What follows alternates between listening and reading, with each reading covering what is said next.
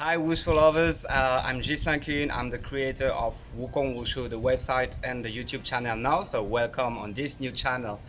Today I'm in Taipei, Taiwan, where I live, to interview Master Li Zhangzhi. Master Li Zhangzhi is a renowned Tai Chi Chuan master and Qigong master here in Taipei, and he also practices a style of Southern Wushu called Zhan Quan. So I've never heard about this style before. So we're gonna discuss with him what this style is about, and we will also talk about Tai Chi Chuan and Qigong, and also his personal Wushu story and how he sees the future of Wushu. So let's go together.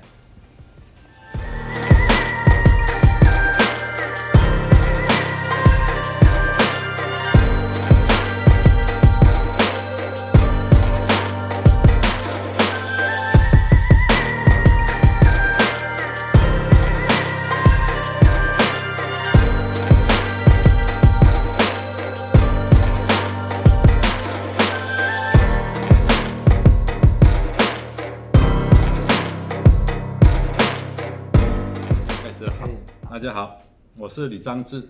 那我在台湾主要是教养生功法为主。现在那因为早期我们是先练武术出身，小时候呢，因为家里比较穷，那父亲怕我们去学校读书呢，也是会怕受欺负，所以我就教一些家里的一些散手。因为我的曾祖父他们那时候是在布袋是比较有名的一个拳师，但是因为后来家道比较中落，我们就出来之后呢，就是没有特别去学这些拳法，但是从曾祖父、祖父，我爸爸都会一点点拳法。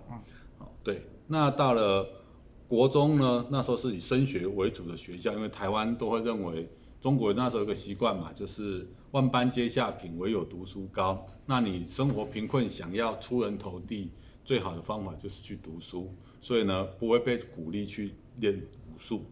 那可是自己本身对这个也蛮有兴趣的，就一直在看有没有机会。那国中的时候呢是没有，到了就是复习一些家里一些拳法。那在国小有跟着人家练过一点太极拳，对。那学校有教一点点武术。那到了高中刚好学校有空手道社团，没有国术性的社团，那想也不错，就去学了空手道。到了大学就很开心，因为在高中考完升大学，对我们那个年代来讲是一个解放了，你不用再每天看书干什么的一个时间，所以我们那个时候就很开心的去看到一些国术了，我们就去学国术了，什么18罗汉拳啦，还有一些战拳。那刚好我哥哥那时候为了考大学呢，他有去学了战拳，刚好这个拳法是一个陈时贵老师教下来，在台南比较一个特殊的拳法。好，那接着下来我们就到了大学，我哥哥是读那时候叫文化大学体育系国术组，主要就练习各种武术。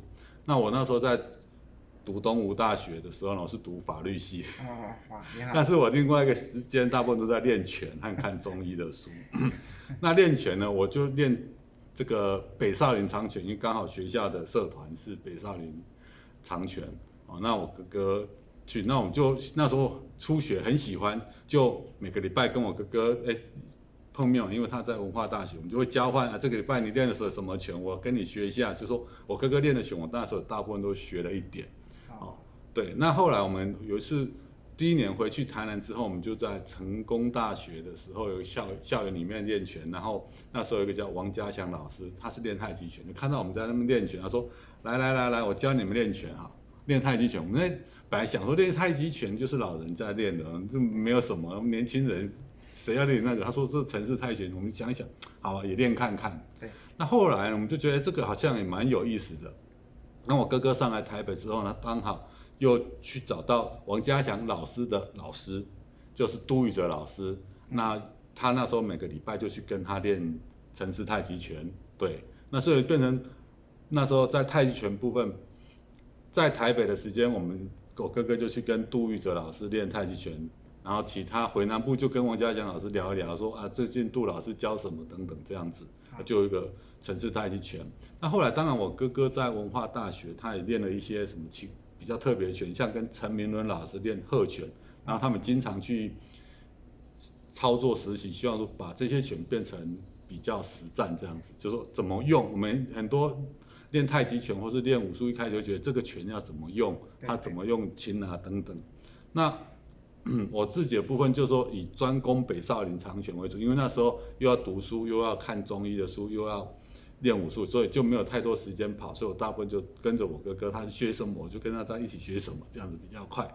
对，那后来有一个机会我们就是承接那个侨务委员会有一个海外青年语言文化中心，他专门教全世界在海外的中国人。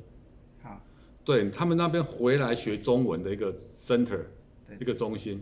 那他给他们教中文呢，就有很多课程，中文啊、国画啦、书法啦、烹饪啊，还有中国功夫。那那时候我跟我哥哥主要是教那些中国功夫。对，所以我从那个时候大概在1989年就开始教了。OK。对，就开始教那个他们各种中国功夫。当然有些学生在当地也学过很多武术，所以有时候就会交流。那时候就很早就知道什么叫柔术啦、格雷西术啦、九节术啦等等，就跟他们去看看有什么差异。对，那就这样子，我自己在教海外青年的时间比较久，教了差不多快20年。对，很久。对，20年，因为他每一年都有课嘛。那时候也准备教课当打工，然后另外时间准备中医的考试，对。然后呢，我们就是这样子的学习。但是我在练拳的过程中，因为有一段时间练过头，就是造成腰部受伤，那躺了快半年。那时候夏天都会手脚也会冰冷，就每天是腰痛到睡着，再痛到醒来。躺在床上面，那时候对，那就自己练气功，就不知道能干嘛，你就躺着也很无聊，所以就慢慢开始练气功。突然有一天觉得腰一个声音，咔啦一声，好像不那么痛了，就差好了7、8成了，就慢慢的保养。那后来有一次在教学的时候，有一个过程不小心的意外，造成我的腿内侧膝盖是断掉的。对，就练习的时候，就是教学意外，就是跟学生讲动作的时候，有一种示范的时候，不小心学生做错了，结果腿就断掉。那断掉就只好保养啊，所以那时候就很认真的去保养，就发现练拳要小心，除了老师教的努力练习，我们也要自己去知道怎么样的练习不会受伤。那而且可以了解到，练拳也可以做身体的复健。所以为什么后来因为就比较身体保健，因为我觉得现在的人跟以前人的追求目标不太一样。健康的人他会强调武术的高难度训练跟积极实战，可是更多一般人他要来学的时候，他希望能够再达到健康的部分。那这部分我自己有受过伤生病，所以我知道怎么透过运动来去做复健，我觉得这个就很有意思。对。那我在大学毕业之后没多久，因为也顺便白天教海外青年，晚上就有教太极拳。那后来就有个机会去一个中医院教太极拳，那时候就认识卢医师。对，大概也是1992还93年的时候。那时候卢医师就跟我就在医院教太极拳嘛，因为那边的医生有一个感觉，他每天帮病人针完灸之后，就觉得特别的累，器械很多。那他们怎么想要来调补自己的身体？所以他们想要练太极拳，那就有这个机会去教他们太极拳。对，那后来也就是常常就是毕业之后，就常常跟卢医师还有一些师兄弟呢，我们就坐在中正纪念堂练北少林长拳啊等等这样子。所以这个大概就是我一直练拳的过程。对，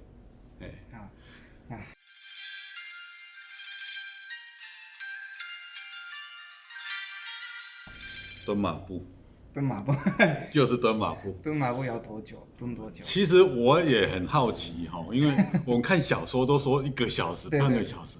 我们那时候我们练的是北派马步，不像空手道马步。我以前练空手道，我知道空手道马步我可以蹲半个小时，我就觉得很久了。对。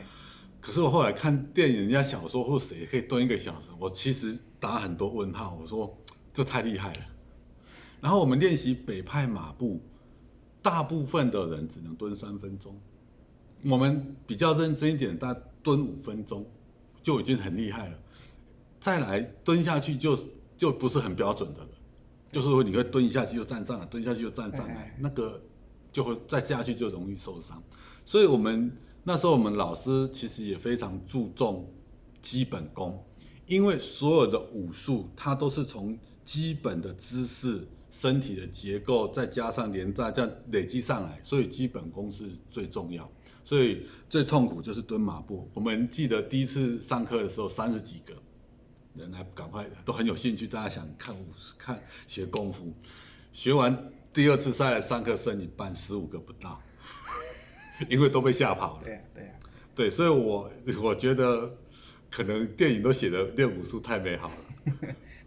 但是最重要，谁练得最好，就当初谁马步蹲得最好的，他功夫就是最好。对，为什么？其实很多人那时候学生也不懂，就觉得是蹲马步是很无聊、很痛苦。但是我们慢慢长大，就慢慢知道，我们在蹲马步的过程，你要去看你的身体结构，再看你的心理的起伏，你有没有办法静下来？其实如果你把心静下来，蹲马步的时候就不会那么的无聊，而且不会觉得时间过得很慢。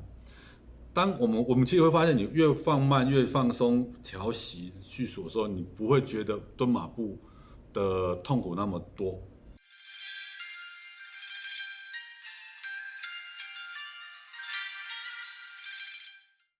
当然，我们练武术一开始学的时候，最开心就是我终于学完一套拳了。比如说最简单啊，你会每次看到那个师兄打这一套拳，比如说燕青腿、太祖长拳，好漂亮，我想要学，可是老师都不会教你，不然就今天只有教第一动，然后这个动作我可能要做20遍、50遍，老师才教第2个动作。当然你在旁边偷看，你慢慢的都很快可以记起来，可是你都还没有通过老师的认可，表示你的程度够。你其实就算你会打一整套，你总是觉得还没有老师的认可，你不会那么的觉得我真的学完了。可是当你老师帮你教完，我没有打完，老师说可以，你会很开心。对，我觉得最开心的就是可以学完一个拳，但是其实最怀念的还是蹲马。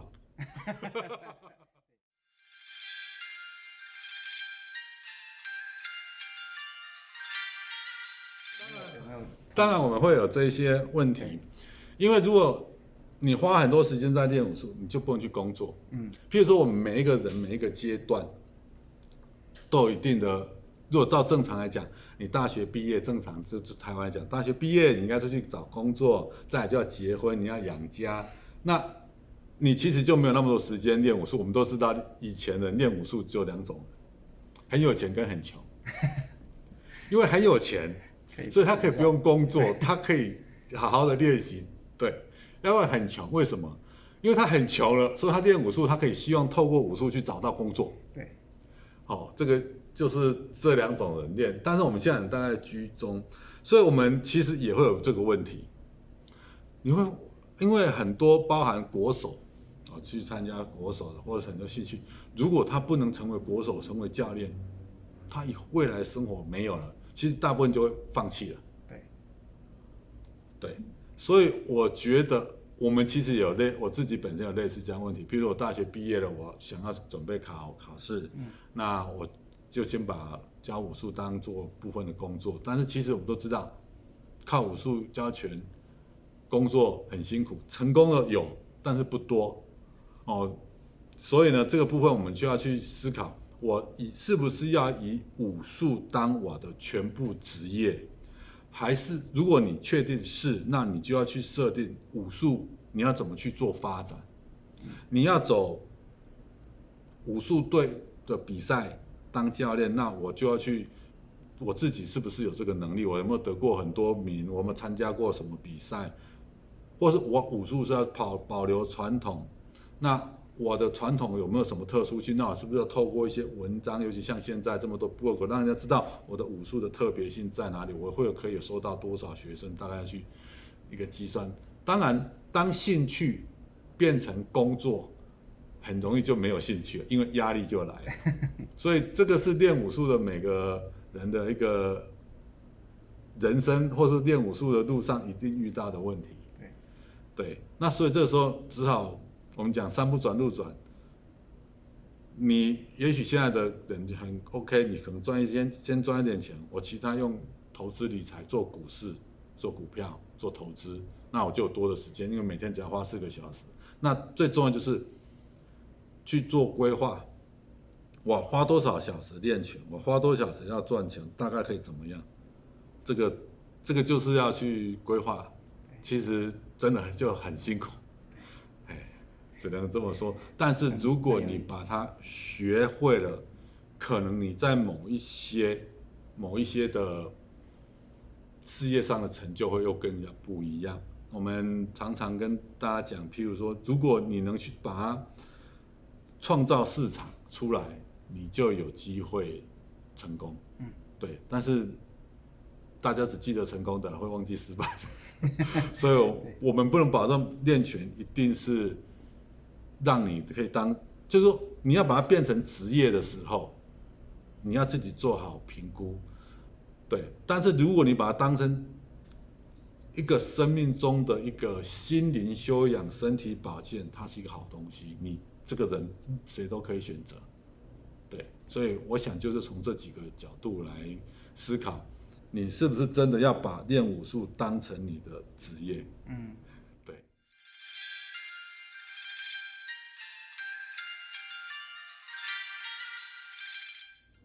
我觉得现在其实也是一个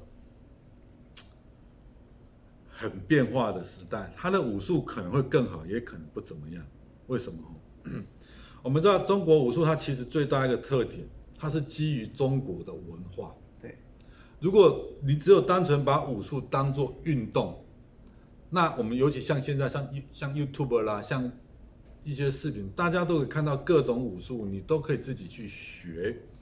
所以学武术这个动作套路，它到底叫做 Chinese Ballet， 还是 Chinese Martial Arts， 还是武术？就看它的变化跟你自己给它的下的定义。那武术，它未来就是说你要去看到它的价值是在哪里。那我认为啊，就刚刚讲的中国武术或中华武术，它最重要，你一定要跟文化有合在一起，不然它很难去区分空手道、跆拳道，甚至新的武术都可能出现。因为世界现在交流很方便，所以可能变成空手道又加跆拳道加国术或加什么，变成一个新的武术出来了，都有可能。那在打的所以我觉得武术它必须找到它的一个核心价值。日本空手道或台湾空手道，它就有一个很强烈的文化印象给人家 impress 在里面了。看到空手道一定就想到日本，对；看到柔道也是想到日本，看到跆拳道就会想到是韩国。所以中国武术，它如果武术只剩下套路的时候，就会很容易被这些取代掉，就你没有足够的文化性。所以武术它想要有一个好的发展，它的文化性要够。那这个文化性是什么东西？这个就很重要了。只是嘴巴讲一讲，叫八卦，这个叫太极。因为你看太极很多变成瑜伽加太极，瑜伽太极说糖尿病太极拳，这都有可能会出来。那它的文化性怎么去涵盖？我觉得这个部分可能还有很多种角度去思考，这个是一个很大问题。但是它的文化是什么，你要去把它抓住。像我们最简单，我们是用最简单的方式是用中医去把它绑在一起。那中医它就再去绑到五行，那从人体它再绑12经络，这是从养生的有文化。那它另外当然有技击的一个技巧，对打的一个部分，另外一个。所以现在武术是什么？我觉得它是一个面临一个想要小孩要变成大人，他到底会变成什么样的大人？好的大人，还是落魄的大人？还是他就不见了？还是他变得很强壮？他是在这个时代，他是面临这样子的。对，所以每一个想要从事武术或是推广武术，他其实都会要去思考说我的武术是什么。有的人从事竞赛的竞技套路，打到后来你会发现我们后面会提到竞技武术部分嘛，新武术，它的目的是什么？是追求人体极限吗？那它跟体操、芭蕾的差异性，如果拿掉了积极性，好像会差不多啦。那我们要怎么去思考这个东西？它的武术的发展，然后我们掌握它的原则，这个就是我刚还是回到最重要一点，文化。你文化内涵要够，它才有办法去做延伸，才去做发展。那文化这东西很抽象，我们都知道文化就是你这个东西的生活一部分，包含思想、生活习惯、用语等等，包含它的服装，都是它的文化一部分。所以，我们才会认为，武术的未来如果失去文化，它就没有它的特性在，会被取代掉。那它很多文化的呈现又在精神上面，所以我想中国人在这部分可能，或是武术在这部分还在摸索跟各自发展中。用古时候的教法来教现代的人，你武术很快就不见了。像刚才讲的嘛，30个来上课，马步5分钟，第二次来上课剩一半，再来上一次又在一半没了。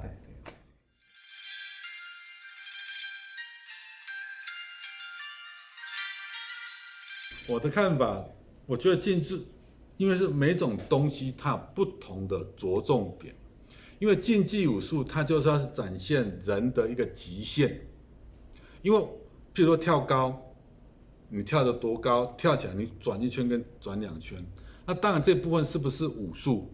有人很多练传统武术认为啊，这不是武术，它武术是要能够 fighting 能够打啊，它这个可能没有用。但是我们先去了解，因为你能不能打，你要透过擂台，我看不到。那我竞技武术在这个部分，它是为了去呈现武术的一个美感，跟呈现美感嘛，所以它才有办法做外面的看法去做评分。所以一定要从动作难度。那从动作难度，就它这么大的场地，它一定要做大动作才看得到，你做一个小动作看不到。好，所以它的优点就出来了，它的弹跳力、它的爆发力、平衡动作、跳跃力，一定比一般的武术还要好。但是因为它强调这些大动作，反而因为小动作的身法的扭转会看不出来，会被忽略掉。好，所以我认为竞技武术如果从武术来讲，它对身体的基本能力的爆发力这些训练是很好的，但是因为有一个缺点，就是说它为了强调人类的极限，常常会造成过度的伤害，所以它的这一段呈现年纪可能只有在25岁、30岁前。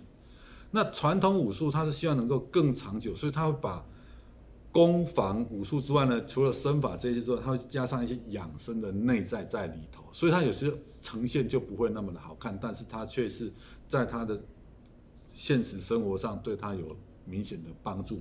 所以我认为竞技武术不错，是它对于刚刚讲的肌力、肌耐力、爆发力、柔软度、弹跳力很好的帮助。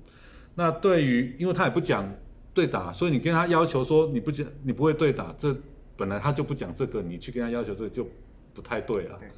对，所以是特别练散打，对，散打跟套路是又分开不一样的节目，对，你不能用 A 标准去看 B 的规则，这样子，我觉得因为竞技武术不错，但是我认为比较适合在年轻人的时候训练，去打好一个身体的基础，因为体适能真的是比一般传统武术的好，这个是没话说。